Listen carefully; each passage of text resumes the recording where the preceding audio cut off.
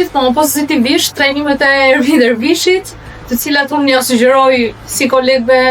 në kompani të tjera, si miqve, biznesmenve, kujdo.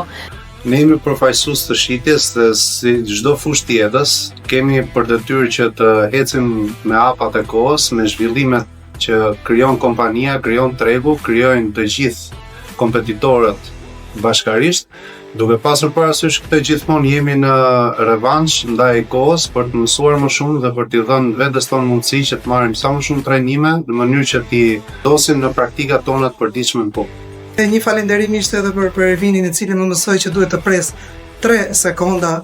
klientin para se të flas. Patjetër që do e rekomandoja të zhvillohesh dhe të trajnohesh diçka pozitive, aq më tepër në komunikim edhe në zhvillim, sepse ti mund të dish shumë gjëra, por në rast se nuk i implementon e nuk i vjen në zbatim, atëherë nuk arrin atë maksimumin tënd.